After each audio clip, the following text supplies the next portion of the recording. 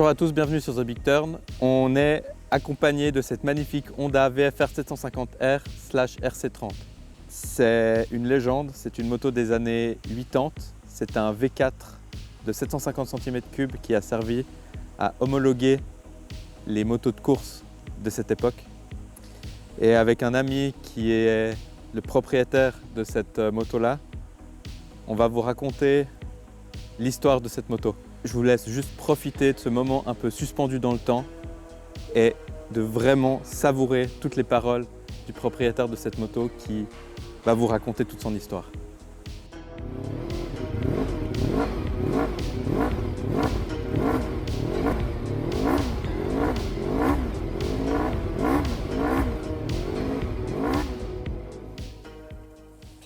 Today we take you on a special journey.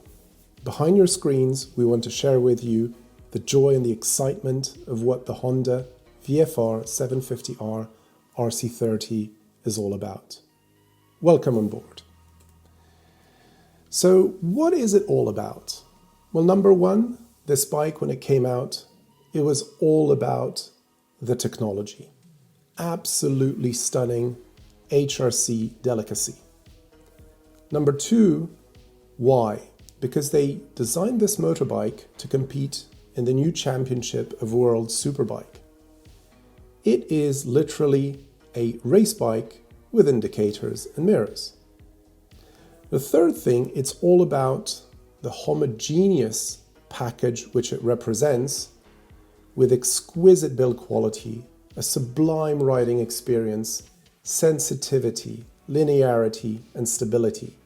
You are fully in control, and it distills back to you some amazing emotions and feelings.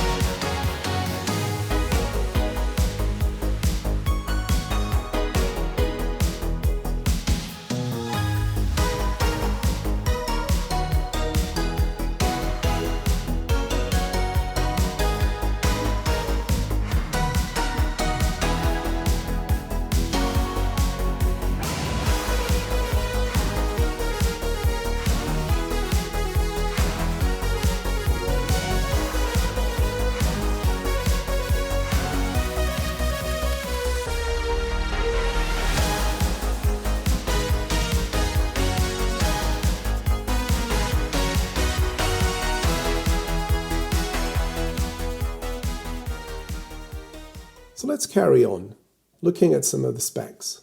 In 1987, it was supposed to produce 112 horsepower at the rear wheel. Well, today those numbers seem a bit mild. But the second thing, it was twice the price of a CBR 1000. The wheelbase, 1,410 millimeters. The proportions of this bike, you have to realize it's very small, compact, and the proportions are very close to the NSR 500 motorbike at the time. The technology, the single-sided swing arm, the quick release wheel spindles, titanium, magnesium, aluminium, gear-driven cams, the 360-degree firing order of the engine, which gives it this special drone, and also this very tactile feeling of feeding in the power. It's very linear, it's full everywhere of torque.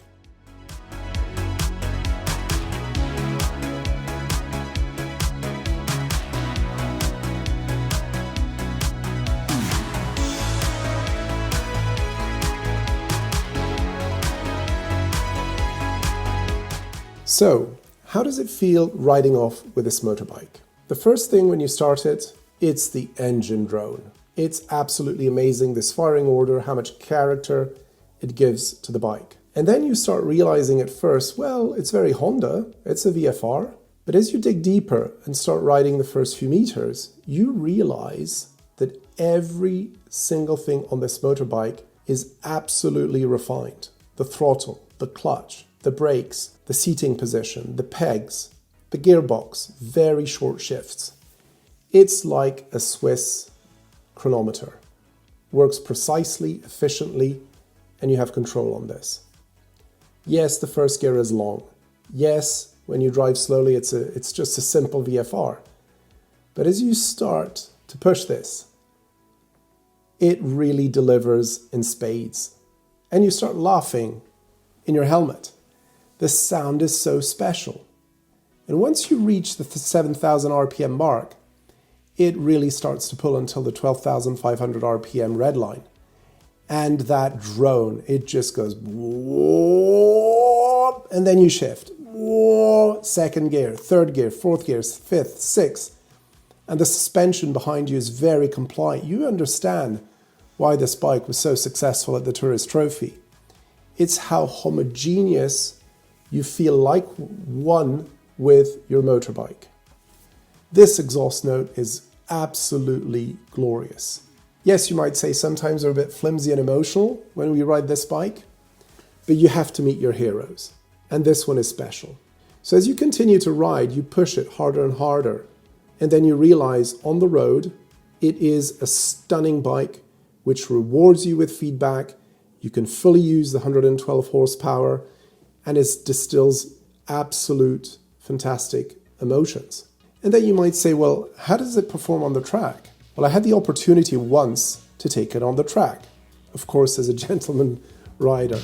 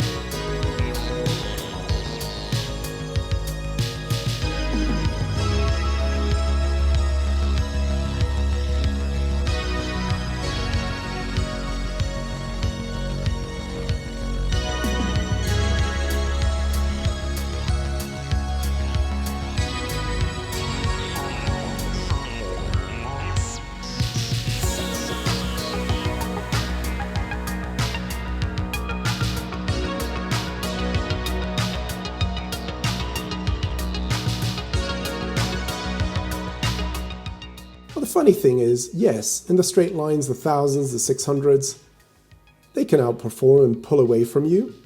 But in the corners, you have so much confidence, pushing harder and harder, that through the turns, you can actually go on the outside of all those riders who are at a standstill, and then pull out with so much traction that they don't understand what's happening with a more than 30-year-old motorbike. So the next thing is about the community, and I would really like to thank everybody involved to keep this motorbike alive.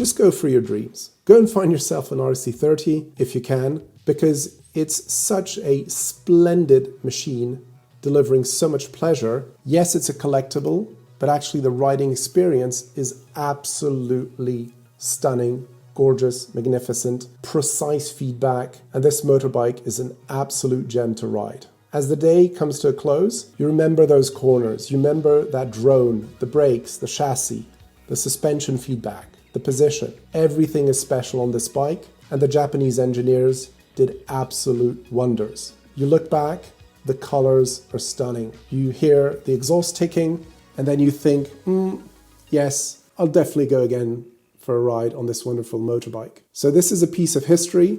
It's a stunning bike. It had 10 years advance. Make your dreams come true. Go for it and get an RC30. Ride it, enjoy it, have fun. Thank you.